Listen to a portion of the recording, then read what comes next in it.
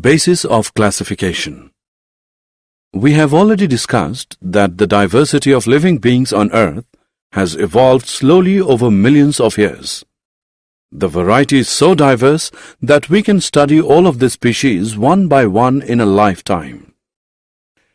So we try to find out the similarities among the organisms so that we can keep them into different classes, groups, genera or species and then study them. This grouping is known as classification. Why do we actually need classification is a big question. We have some points to make it clear. Classification makes the study of a wide variety of organisms easy.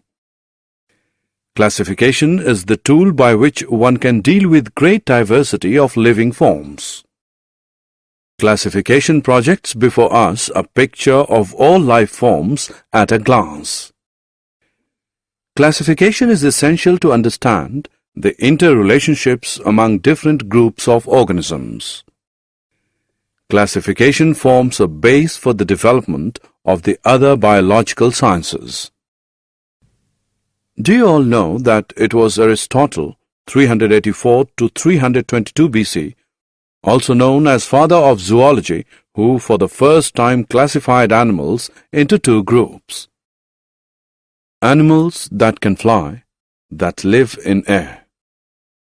Animals unable to fly, that live on land or water. Main drawback of Aristotle's classification was that altogether different organisms were placed in same group and similar organisms were placed in separate groups. Like corals, whales, octopuses, starfish and sharks are entirely different animals living in sea. So there is need to decide what characteristics should be considered for classifying living organisms. Do you know what is characteristics? I think it is a particular form or a particular function of an organism. These characteristics should be interrelated.